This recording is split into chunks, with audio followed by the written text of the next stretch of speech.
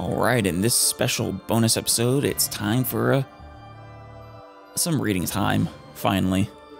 Where we'll make our way around the room. And right back there. The History of Fodlan, Part 1. Under the tyranny of ruthless disorder, the people endured a long period of suffering. The vile Nemesis proclaimed himself the king of liberation, delighted in war and bloodshed. Rather than rebelling against his persecution, the people of Fodlan fell to his depths in a mad scramble to attain power through murder and theft. Damn. So he succeeded. For a while. 41 years before the founding of the Adrestian Empire, St. Saros appeared in the land of Embar and, through the many unfathomable miracles she performed, spread light across the land.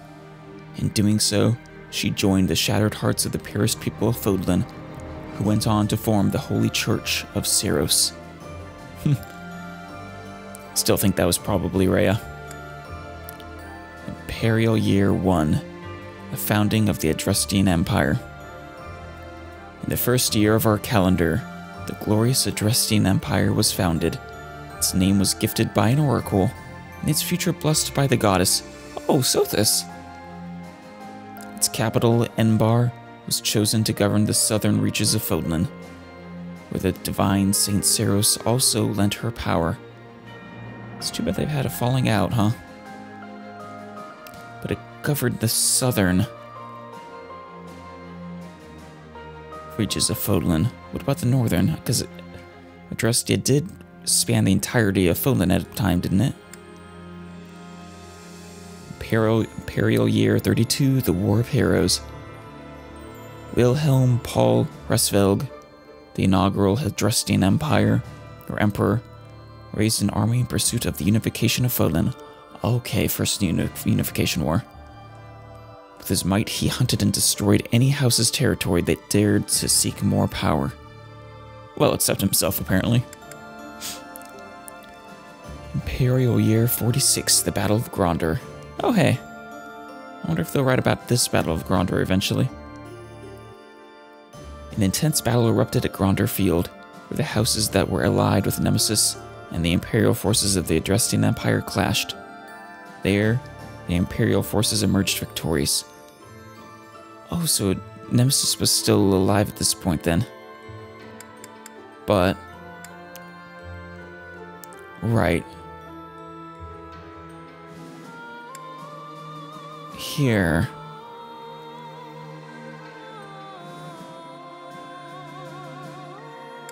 okay, no, it didn't say that she had defeated him or anything. It's just, fighting back, you could say.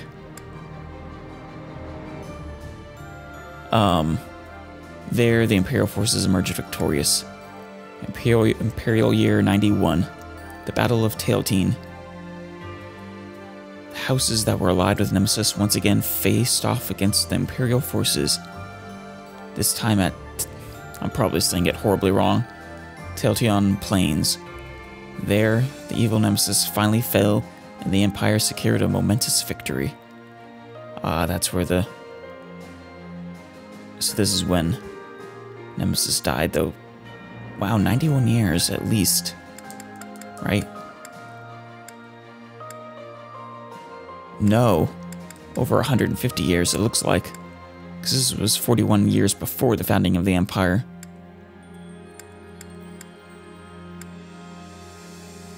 Imperial Year 98. The War of Heroes End. The successor to great Emperor Wilhelm I, something the First, succumbed to sudden illness. The Empire, which ruled over the majority of Fodlan, took this opportunity to put an end to the seemingly endless fighting. Cool. But this is before the kingdom split off, I think. History of Fodlan Part 2. Imperial Year 721. The First Tamok War. The Dagdan army invaded from across the sea. Though the Imperial forces resisted the attack and drove off the enemy, the land of Mok sustained considerable damage. think that's where, how am I forgetting her name all of a sudden? Shamir is from, I think. Or maybe it's where, Petra's from. Maybe they're both from there. No, Petra's Brigid, that's right. Imperial year 728. The invasion of Brigid. The Empire invaded the Brigid archipelago, a land occupied by allies of Dagda. As penance for the refusal to surrender, the people of Brigid were relegated to a life of imperial subjugation. Damn. Imperial year 731, the invasion of Dagda. With the boon of a strong foothold in Brigid, the Empire mounted a large-scale invasion of Dagda. However, the fortunes of war were not on their side, and their attack failed. There's the Fargus Rebellion. Imperial year 740. I'm gonna stop saying Imperial. It's becoming a tongue twister for me. Year 747. Log, or Lug, a descendant of one of the houses that first quarreled with the Empire, raised an army to demand independence, pulling the land of Fargus into a fierce rebellion. The clash came to be known as the War of the Eagle and Lion. Yes, it did. Year 751. So 4 years later, the founding of the Holy Kingdom of Fargus. Lug and his resistance army were victorious over the Imperial forces. The Holy Church of Saris mediated between the two, and Fargus secured its hard-won independence as the Holy Kingdom of Fargus. Year 801. The Leicester Rebellion. A rebellion broke out in the lands of Leicester, which the Imperial army was unable to suppress. The Holy Kingdom, viewing the uprising as an opportunity to increase its own political sway, occupied the Leicester region, formally declaring it a territory of Fargus. Of course, that didn't last long. But it did last 60 years, apparently. Year 861. Fargus divided. Following the death of King Klaus I, 3 princes became archdukes and split the Holy Kingdom of Fargus, that they may rule over it as 3 separate territories. But that's not the same thing as the division of, or the independence of the Leicester Alliance. The Crescent Moon War, year 881. The Archduke ruling over the Leicester region of the kingdom succumbed to illness. The lords of the Leicester lands refused to acknowledge the next Archduke in line, instead plotting to rule jointly as an alliance. Imperial year 901. The founding of the Leicester Alliance. The Leicester Alliance was officially formed. That's 100 years later, wow. Exactly. It was officially formed after the subjugation of hostile nobles and the removal of all opposing forces in the regions of Fargus. An influential figure from the outset, Duke Regan, was inarguably the heart of the newly formed alliance, much to Gloucester's chagrin. Imperial year 961, the Almiran invasion. The great eastern nation of Almira crossed through Fodlan's throat and invaded Alliance territory.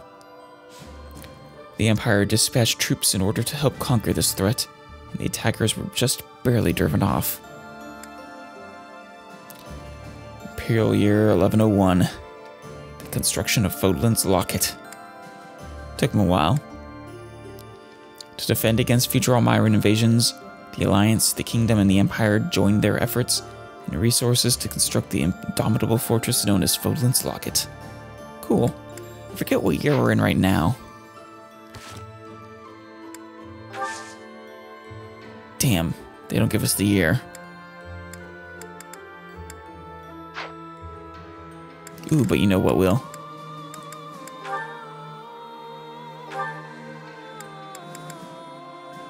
$1185. Which, okay, so it's been 84 years since the construction of Fodlan's Locket.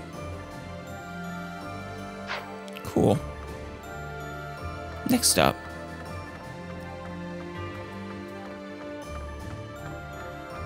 somewhere. A 4-part series, huh?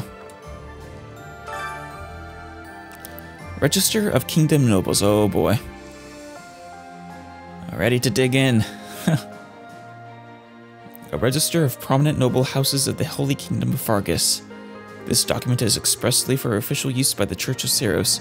Students are forbidden to remove or peruse this documentation. 1179 edition. Good thing I'm not a student, I guess. House Blade. This house claims Blade of the 10 elites as its ancestor. It has ruled the kingdom for over 400 years, ever since Lugh, the King of Lions, claimed victory in the War of the Eagle and Lion in 751. This secured the kingdom's independence from the Adrestian Empire, after which Lugh was crowned as the inaugural king of the church by the Church of Saros. House Blade resides in Ferdiad, the kingdom capital, claiming all of the surrounding territory as its domain, and many of the fiefdoms that in the north of Fodlan as its vassals. With the passing of King Lambert in 1176, his older brother, Grand Duke Rufus of Etha, assumed the burden of ruling the kingdom, and the young crown prince's stead, even still strife and disorder continued to plague the land. Of course, as always, disclaimer, I assume no responsibility for horribly butchered names. House Fraldarius. The House of Dukes claims Fraldarius of the 10 elites as its ancestor. Isn't Fraldarius the, house Felix is from? Is Felix Fraldarius? It is one of the most ancient houses on record, even amongst kingdom nobility. It is said that Kafan, the sworn friend of Lugh, the King of Lions, was also related to House Hero Fraldarius. House Gautier. Hello, Sylvain. This House of Margraves claims Gautier as the 10 elites as its ancestor. Its territory lies in the northernmost reaches of the kingdom. As such, it has safeguarded the kingdom territory against incursions by the people of Sorang region for over 200 years. House Charon. That's right. So this is the house that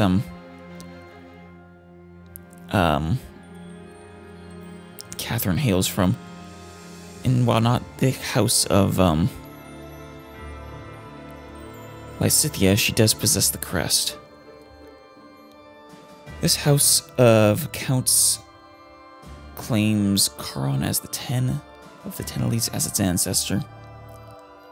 Tasked with negotiating between the resistance armies and the Church of Saros during the War of the Eagle and Lion, the head of House Charon continues the tradition of ceremonial competition within the kingdom. House Glautier, or Glautia.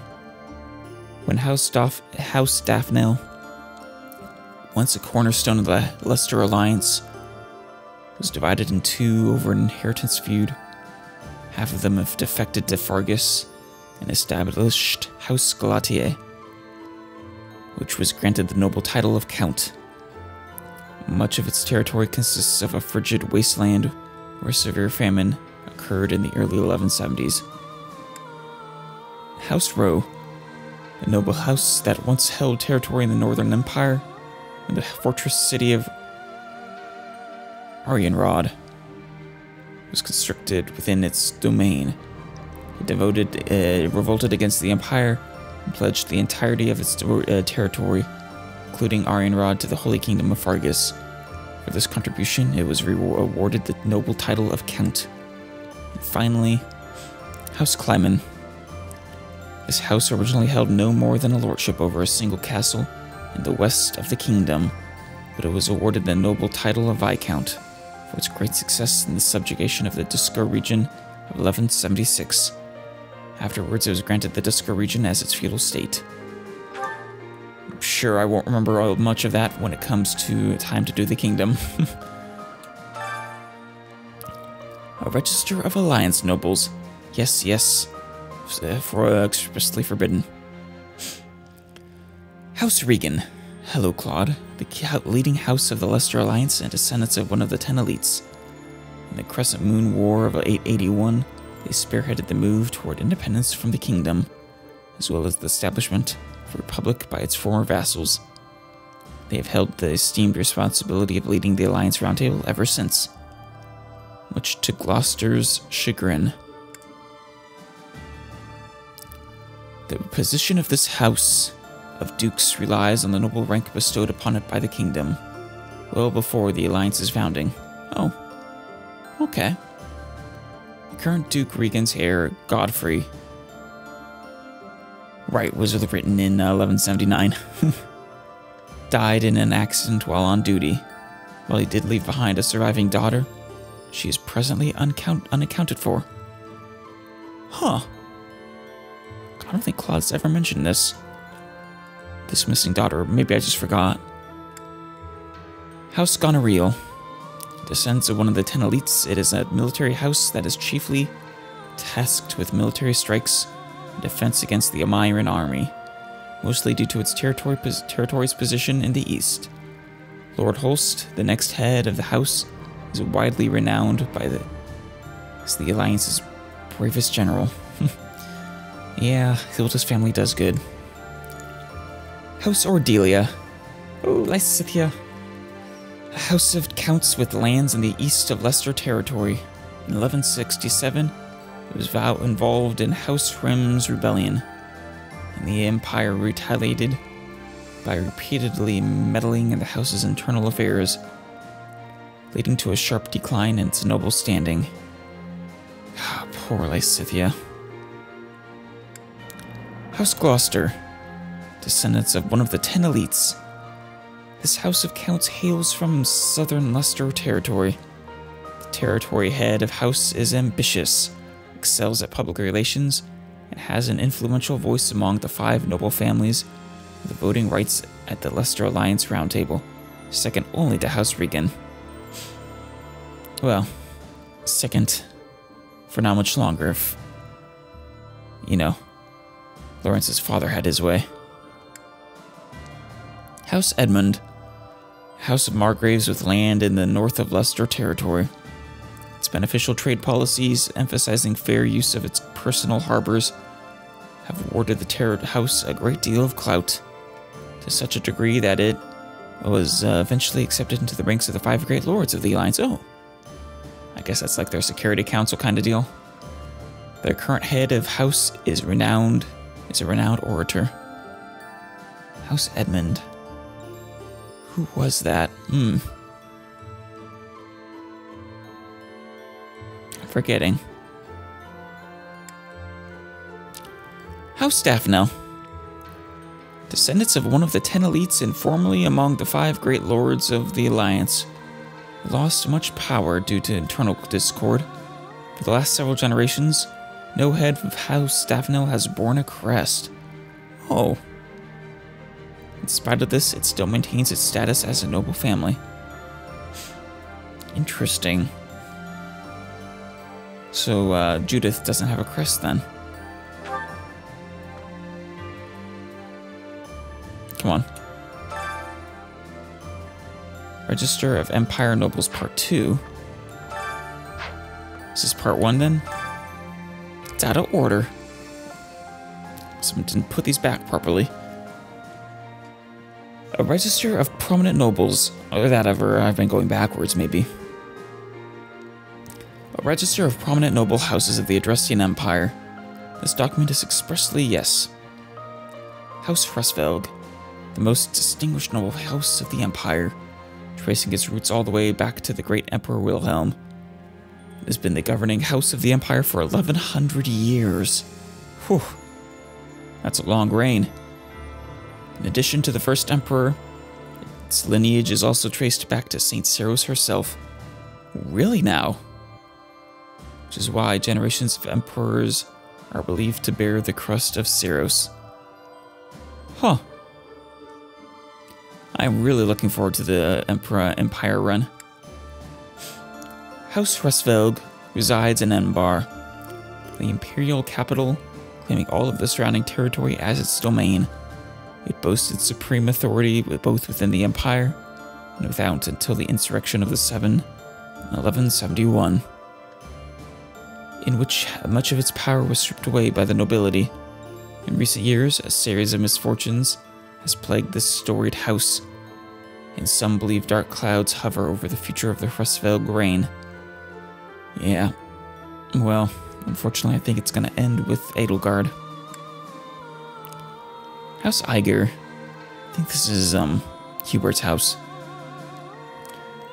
A house of dukes possessing great power within the Empire, second only to House Hrusvelg. The head of the house came to occupy the post of the Prime Minister, rendering the title a hereditary one thereafter. House Iger led the insurrection of the Seven and, in many ways, holds the true power governing the Empire. House Vestra. A house of marquise. Oh, this is off topic, but House Edmund, I think that was, who adopted, Marianne. Anyways, House of Marquise without a domain, existing in the shadow of House Hrusvelg. In addition to managing the darker tasks of the Empire, it's responsible for the Empire's periphery affairs, including coordinating things such as ceremonies and rituals, Imperial consorts, and the Imperial Guard. House Vresta was allied with House Iger in the insurrection. House Hevering. A house of counts that has inherited rule over the Empire's domestic affairs. That's gotta be,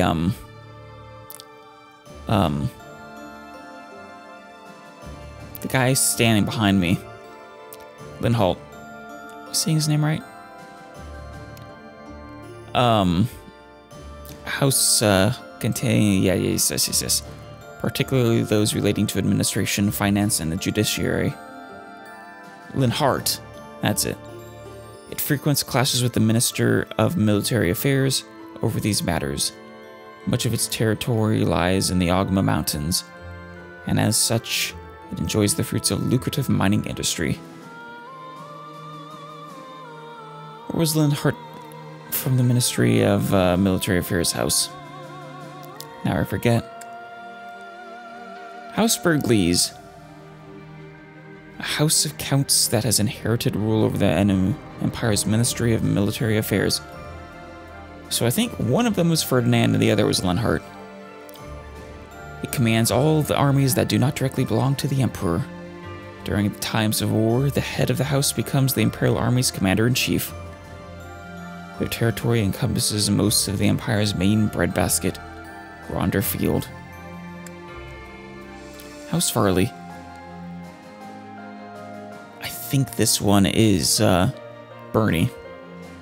A house of counts that has inherited rule over the Empire's Ministry of Religion, whose main responsibility is to maintain amiable relations with the Church of Saris. However, due to the estrangement of the Church from the Empire in recent years, it is now more involved with the judiciary, causing political strife within the Ministry of the Interior. Which one were you, Bernie? Did I get it right?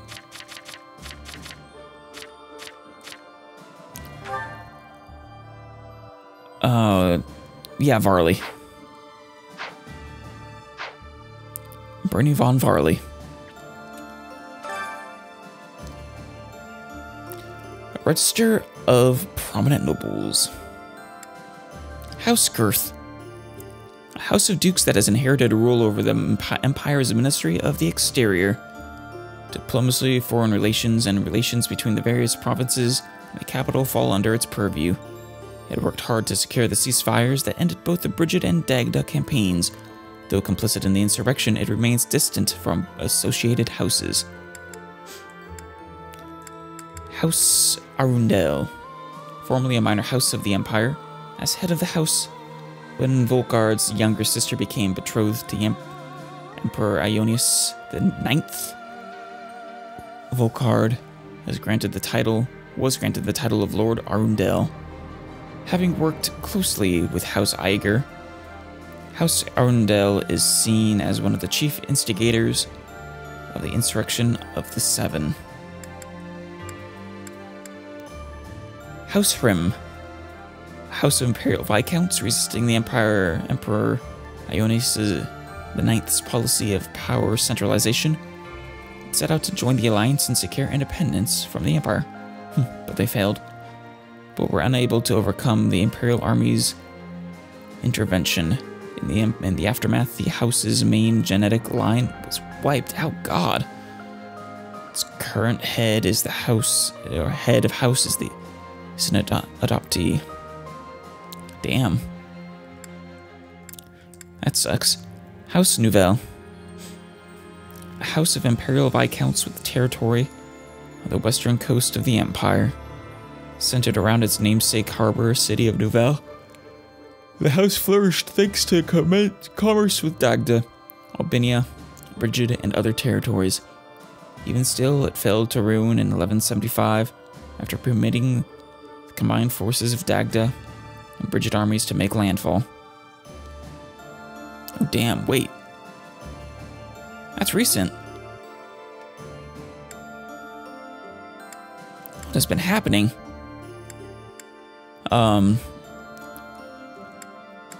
House of Imperial... Wait, no. House Ox. House of Imperial Barons. Its territory occupies the northern half of the western peninsula known as Fodlan's Fangs. The head of the house was lost to the Dagda and Brigid War. Did they mention that in the, 5 years later that happened? They must have. A house of Imperial Barons, highly ambitious, it sought out and acquired several crusts for its bloodline. In 1176, many members, including the head of house, died under unexplained circumstances.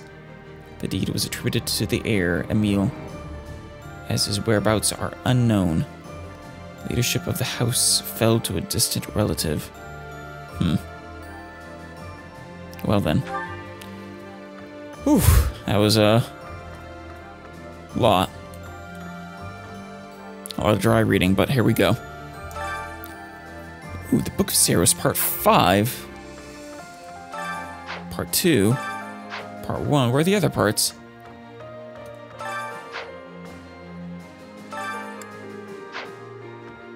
We'll save that for last since it sounds interesting.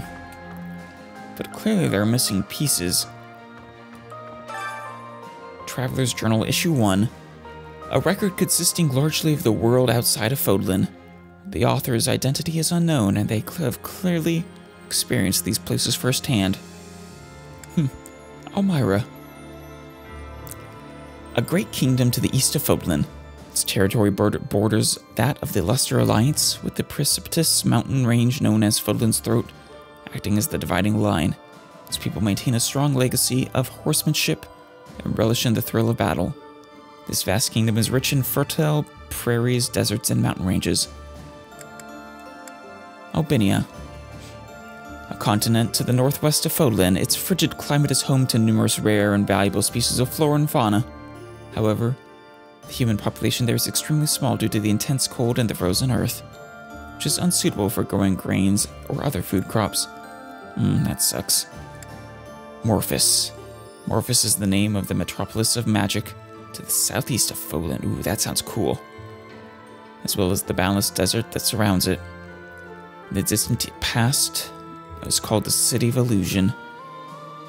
Thanks to an intricate web of trading routes, rumors of its profound and mysterious magic continued to spread. And Dagda, continent to the southwest of Fodlan.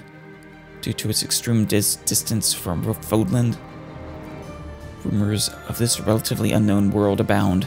Some claim it's a tropical rainforest, while others insist it's merely a giant frozen plateau. In truth, this vast continent stretches far into the north and south, and supports a wide variety of terrains and climates. I suppose I could just ask Shamir. Part 2. Record, yes.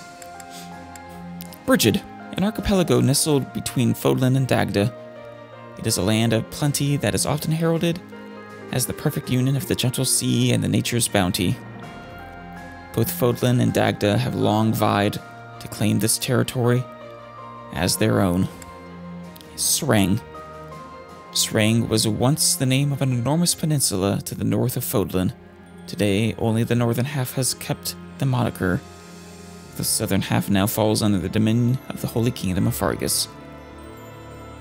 Several warlike clans call this great wasteland their home. Certain areas of this region are comprised of rocky desert. Tusker, a peninsula to the north of Fodlan and west of Sreng.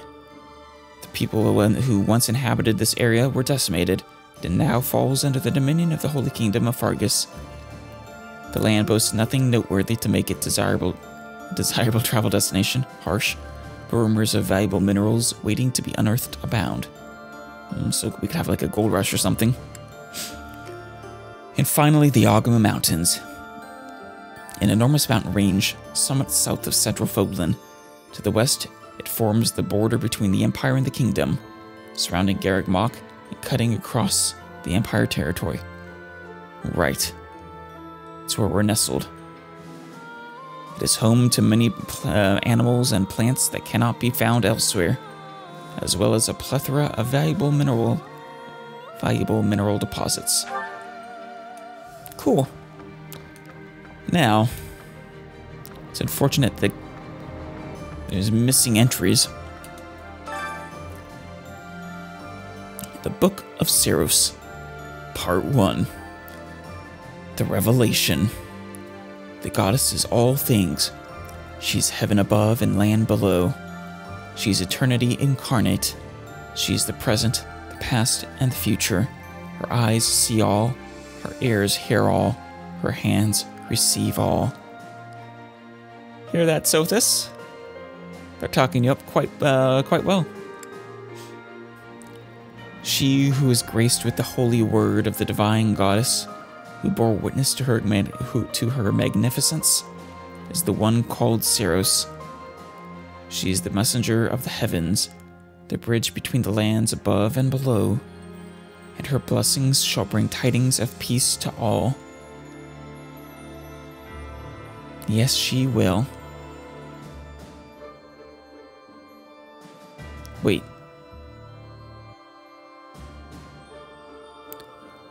Right, yeah.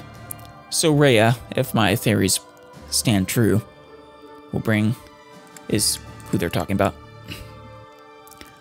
With the goddess's omnipotence and wisdom to guide her, Saros ensures that her will be done.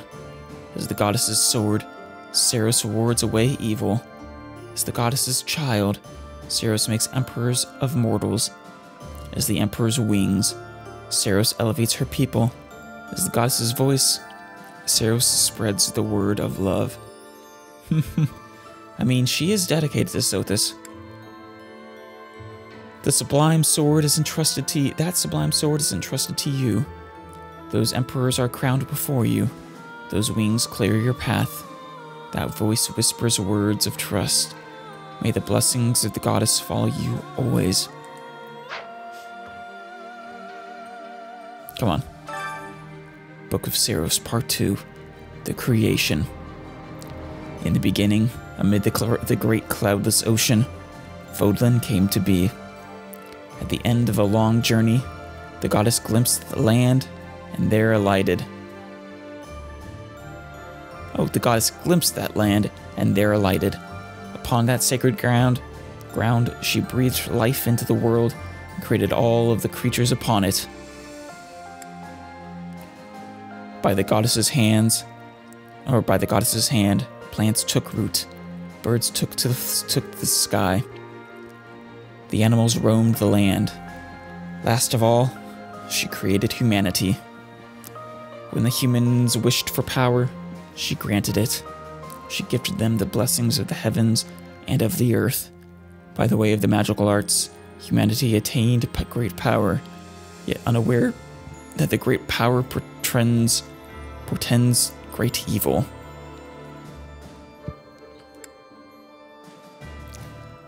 By the grace of the goddess's divine protection, humanity thrived. Through her blessings, They grew prosperous and their numbers rose. Before long, they became the most powerful creations in all of Fodlan. All was well until darkness descended from the north. Darkness that devoured the earth, desecrated the heavens, and threw the world and its inhabitants into a state of chaos. To face this evil force, the goddess created a new well of power. She gifted certain chosen individuals with sacred blood, allowing them to wield mystical weapons that they may prevail against the darkness. Huh. Is that how crests were born? These souls, buoyed by their divine gifts, conquered the evil ones and drove them back to the north. They became known as heroes. The heroes experienced unnaturally long lives, persisting for hundreds of years. Even after they breathed their last, the power coursing through their blood remained, leaving an indelible mark upon this world. This power, passed through bloodlines, came to be known as the Crests. The mystical weapons they once wielded are now called heroes' relics, and so the legend of a new age was born. Yep. They're not the only ones who are long-lived. Cough the saints cough. The descendants of the heroes sought their ancestors' power, and thusly their blood. In time, they amassed crests, relics, land, and wealth, using all to set the land aflame with war. The goddess's power, intended to stem the flow of evil, became a tool of destruction, all because of the greed of humanity. The goddess, grieved and heartbroken, hid herself in the heavens from whence she came. Oh, Sothis, don't cry. Though she seemingly hid herself inside my head. Does that mean my head is the heavens from which she came? No, still though. Alright. And part 5. The 5 Eternal Commandments. Dare not doubt or deny the power or existence of the goddess. How could I? She's in my head. Dare not speak the goddess's name in vain. Dare not disrespect your father, mother, or any who serve the goddess. Yes, otherwise, Oria will have, some words with you, with her sword. Dare not abuse the power gifted to you by the goddess. Dare not kill, harm, lie, or steal, unless such acts are committed by the will of the goddess. Good caveat there. The goddess cares for and protects all that is beautiful in this world. The goddess will never deny the splendors of love, affection, joy, peace, faith, kindness, temperance, modesty, or patience. Follow her example and, in doing so, abide her laws. I will always abide Sothis, do not worry. Oh, and with that, we are done.